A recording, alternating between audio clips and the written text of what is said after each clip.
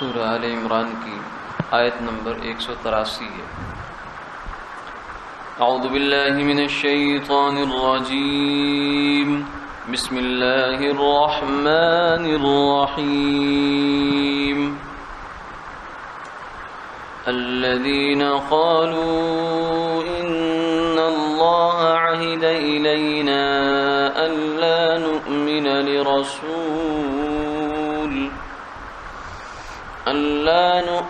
لرسول حتى يأتينا بقربان تأكله النار قل قد جاءكم رسل من قبلي بالبينات وبالذي قلتم فلم قتلتموهم إن كنتم صادقين فإن كذبوك فقد كذب رسل من قبلك جاءوا بالبينات والزبر والكتاب المنير صدق الله العظيم۔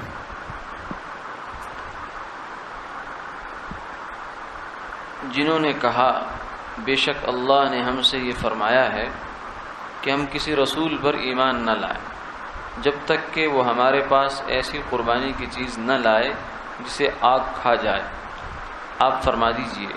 مجھ سے پہلے بہت سے رسول کھلی کھلی نشانیاں لے کر آئے، اور جو تم کہہ رہے ہو وہ بھی لائے، پھر تم نے ان کو کیوں قتل کیا اگر تم سچے ہو؟ اگر وہ آپ کو جھٹلائیں تو آپ سے پہلے رسول جھٹلائے جا چکے ہیں، وہ کھلی کھلی نشانیاں لائے، صحیفے لائے اور روشن کتاب لائے۔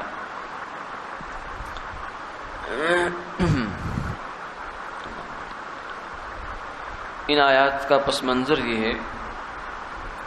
کہ آپ صلی اللہ علیہ وسلم کی خدمت میں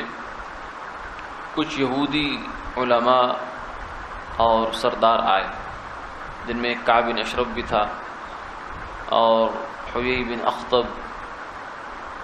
اور دیگر کچھ، فاناس بن عادورہ بھی تھا۔ تو انہوں نے آ کر یہ کہا کہ اے محمد صلی اللہ علیہ وسلم، ہم آپ پر ایمان تو لے آئیں، آپ کہتے ہیں آپ اللہ کے رسول ہیں، ہم آپ کو مان لیں، لیکن ایک ہمارا مسئلہ ہے، ایک شرط ہے، ہمیں کچھ تھوڑا شک ہے،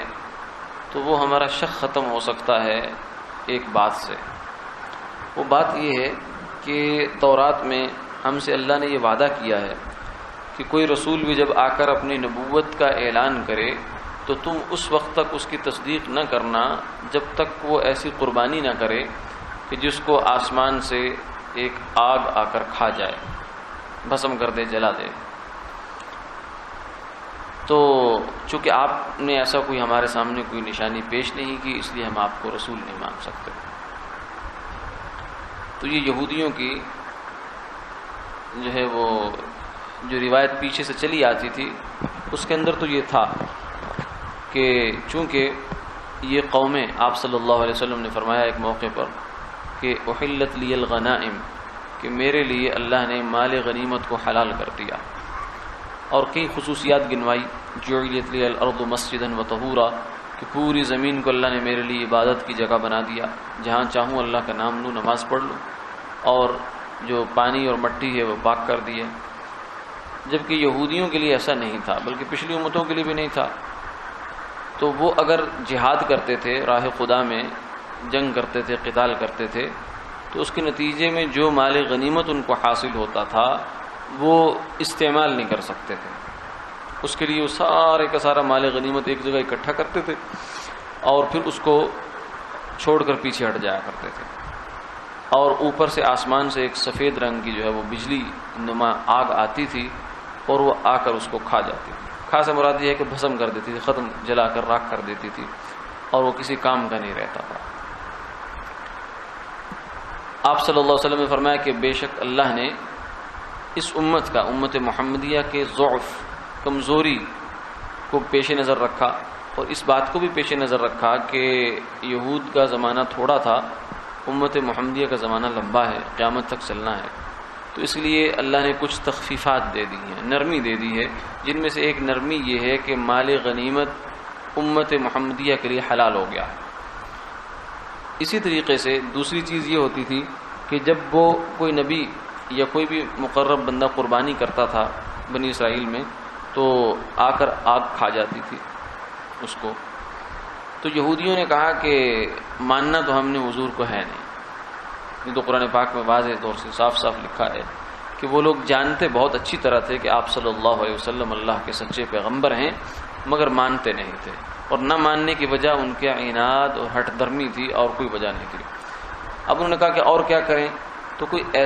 ایسا مطالبہ کر دو کہ جو حضور پورا نہ کریں اور ہم کہیں جی بس ہم تو ماننے کے لیے بس تیار بیٹھے تھے، آپ نے ہماری بات نہیں مانی۔ تو انہوں نے یہ ایک مطالبہ داغ دیا۔ اور ہمیشہ جو بندہ مخلص ہوتا ہے اور وہ بات سمجھنا چاہتا ہے، بات کو لینا چاہتا ہے، وہ من مانی دلیل کا مطالبہ نہیں کرتا۔ من مانی دلیل کا مطالبہ وہ کرتا ہے جو بندہ ماننا نہیں چاہتا، کہ وہ کہتا ہے کہ مجھے اس قسم کی آپ دلیل لا کر دیں تو پھر میں مانوں گا۔ حالانکہ کوئی بھی دعویٰ ہے تو اس دعوے کو ثابت کرنے کے لیے کوئی سی بھی دلیل جو اس دعوے کو ثابت کرتی ہے وہ کافی ہے۔ عدالت میں مدعی مدعا علیہ ہوتے ہیں، تو مدعی اگر ایک دعویٰ کرتا ہے کہ یہ زمین میری ہے، تو جج اس سے پوچھتا ہے کہ ثبوت لائیے، پروف لائیے۔ اب پروف کسی بھی قسم کا ہو سکتا ہے، وہ گواہی بھی ہو سکتی ہے، وہ کوئی تحریر بھی ہو سکتی ہے، وہ کوئی اور ثبوت ہو سکتا ہے، کوئی اس کا اقرار ہو سکتا ہے۔ تو وہ جو بھی ثبوت ہوگا اور قانون کی نظر میں، جج کی نظر میں وہ کافی ہوگا، تو وہ کہے گا ٹھیک ہے یہ زمین تمہاری ہے۔ وہ اس سے جرا تو لے سکتا ہے کہ اس ثبوت پر تمہیں کوئی اعتراض تو نہیں ہے، لیکن اگر کوئی مدعا علیہ جو ہے وہ یہ کہے کہ یہ اس نے ثبوت تو پیش کر دیا، گواہ پیش کر دیے، نہیں میں اس ثبوت کو نہیں مانتا، یہ تحریر لے کر آئے، یا اگر کوئی تحریر لے کر آئے تو کہ نہیں یہ والی تحریر مجھے تسلیم نہیں، اس قسم کی خاص تحریر ہو تو پھر مانوں گا، تو دنیا کی کوئی عدالت بھی اس کو، ایسے مدعا علیہ کو، ایسے فریق مخالف کو ریلیف نہیں دیتی، بلکہ جوتے مار کے باہر نکالتی کہ تم ایک خاص قسم کی جو دلیل مانگ رہے ہو یہ تمہیں کس نے حق دیا ہے۔ دلیل تو کوئی بھی ہو جو دعوے کو ثابت کرتی ہے وہ چلتی ہے، خاص قسم کی دلیل کا مطلب ہوتا ہے میں نے نہیں ماننا، در پردہ بات یہ ہوتی ہے۔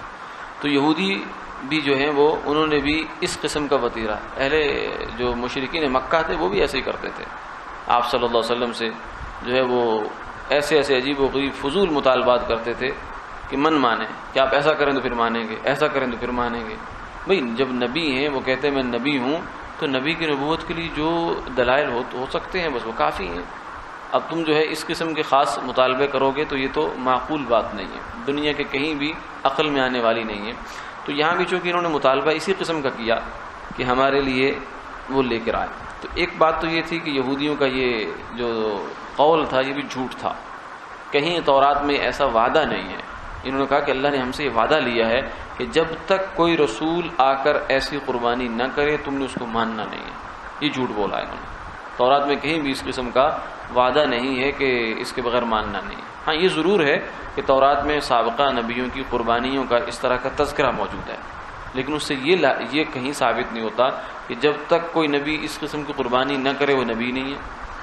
اسی لیے جن نبیوں نے، ہر نبی نے ایسی قربانی نہیں کی، اور ہر نبی نے من مانا معجزہ بھی نہیں دکھایا، اس لیے یہودیوں کا فرمایا کہ یہ مطالبہ فضول ہے۔ اور قرآن پاک نے پھر ان کو آگے الزاماً یہ جواب دیا ہے کہ فرض کیا تمہارا مطالبہ مان لیا، لیکن کیا تم مان جاؤ گے؟ تمہاری پچھلی ہسٹری یہ بتاتی ہے، تمہاری تاریخ یہ بتاتی ہے کہ تم نے سورج چڑھتے سورج کی طرح جب حق واضح ہے، نبی واضح ہے، تب بھی تم نے نہیں مان کے دیا، بلکہ ماننے کے باوجود تم نے نبیوں کو قتل کیا ہے۔ تو تم جو اتنے بدبخت ظالم ہو تو تمہیں آدمی مطالبے کہاں سے تمہارے پورا کرتا پھرے۔ قل قد جاءکم رسول من قبلی بالبینات، فرمایا کہ میرے سے پہلے رسول واضح دلائل لے کر آئے تھے، اور تمہارے منہ مانگے بھی بہت سارے دلائل تھے۔ جیسے خود بنی اسرائیل کو جو ہے اللہ تعالیٰ نے بہت ناز کے ساتھ اور لاڈ کے ساتھ بھی رکھا کہ جو مطالبہ کرتے تھے منواتے جاتے تھے، لیکن اس کے باوجود بھی یہ باز نہیں آیا۔ وَبِالَّذِي قُلْتُمْ، جو تم نے کہا وہ بھی پورا کیا۔ فَلِمَ قَتَلْتُمُوهُمْ، اب یہ بتاؤ کہ پھر تم نے ان کو مارا کیوں؟ بجائے اس کے کہ تم ان کی بات مانتے، تم نے ان کو قتل ہی کر دیا۔ اور نبی کا قتل جو ہوتا ہے وہ تو دنیا کا سب سے بڑا جرم ہوتا ہے، اس سے بڑا کوئی جرم نہیں ہے۔ ان کنتم صادقین، اگر تم سچے ہو۔ فإن کذبوک، پھر آگے آپ صلی اللہ علیہ وسلم کو تسلی ہے کہ اگر یہ آپ کی بات نہیں مانتے، یعنی کہیں آپ کو یہ نہ ہو کہ شاید میں اگر ان کا مطالبہ پورا ہو جائے تو ہو سکتا ہے ایمان لے آئیں، کیونکہ معجزہ یا خلاف عادت چیز دکھانا یہ نبی کے اپنے اختیار میں نہیں ہوتا، یہ اللہ کا براہ راست فعل ہوتا ہے۔ اللہ تعالیٰ نبی کے ہاتھ پر اس کو ظاہر کرتے ہیں جتنے بھی معجزات ہیں۔ تو نبی بعض دفعہ مطالبے کے باوجود نبی خود نہیں پیش کر سکتے، وہ آپ صلی اللہ علیہ وسلم سے انہوں نے سوالات کیے، آپ نے فرمایا میں کل جواب دے دوں گا، کتنے دن تک وہی بند ہو گئی، وہی آئی نہیں، تو اللہ کی مرضی ہے۔ تو اس لیے آپ فرمایا کہ یہ معجزہ تو ان کو ہم نے دکھانا نہیں ہے، لیکن اس سے آپ کا دل تنگ نہیں ہونا چاہیے کہ یہ آپ کی اگر تکذیب کریں گے، آپ کو نہیں مانیں گے، تو کوئی نیا کام نہیں ہے۔ فقد کذب رسل من قبلک جاءوا بالبینات، آپ سے پہلے بہت کچھ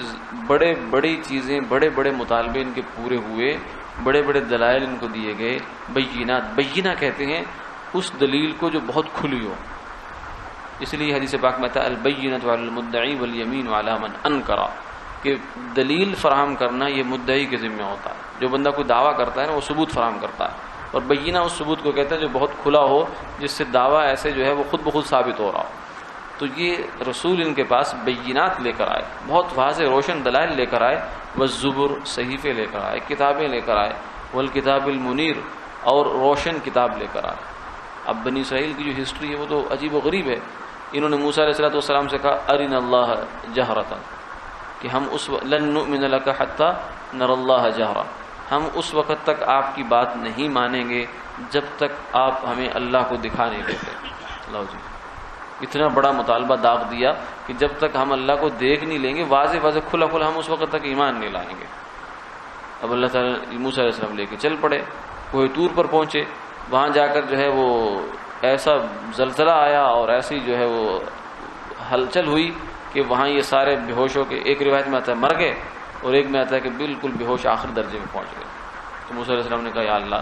یہ تو نئی مصیبت کھڑی ہو گئی، میں تو بنی اسرائیل کے جو سردار اکٹھے کر کے لایا تھا کہ چلو تمہارا مطالبہ پورا کرواتا ہوں، لیکن یہ تو اب میں کس منہ سے وہ کہیں گے تو انہیں مروانے کے لیے لے گئے تھے یہاں سے، کیونکہ موسیٰ علیہ السلام کو بہت تنگ کیا انہوں نے، بنی اسرائیل نے اتنا تنگ کیا کہ بس یہ آج قیامت تک اللہ نے ان کو جو ذلت دے رہے ہیں یہودیوں کو، یہ ان کے کرتوتوں کی سزا ہے، ان کے بڑوں کی سزا ہے جو ان کی نسلوں تک جا رہی ہے۔ اس لیے کہتے ہیں جو لعنت ہوتی، لعنت یہ چھوٹی چیز نہیں ہوتی، اس کا اثر نسلوں اور صدیوں تک جاتا ہے۔ کہتے ہیں لعنت اللہ علی الکاذبین، فلاں پر لعنت۔ اسی لیے کسی مسلمان کو بغیر مجبوری کے، شدید مجبوری کے، یہ لفظ نہیں بولنا چاہیے۔ بہت ہمیں اس لفظ کی سنگینی کا اندازہ نہیں کہ کتنا بڑا لفظ ہے۔ تو یہود پر اللہ نے لعنت کی ہے، لعینہ، ان پر لعنت کی کئی جگہ پہ فرمایا۔ تو فرمایا کہ جب یہ موسیٰ علیہ السلام نے ان کو قدم قدم پہ معجزے دکھائے، ان کے منہ مانگے معجزے دکھائے ان کو، پھر بھی مان کے نہیں دیا، تو آپ صلی اللہ علیہ وسلم کو اللہ نے تسلی دی کہ آپ کا دل تنگ نہیں ہونا چاہیے، انہوں نے ماننا ہے ہی نہیں، اگر ماننا ہوتا تو ہم ان کو دکھا دیتے، لیکن یہ مان کر دینے والے نہیں ہیں۔ وآخر دعوانا الحمدللہ۔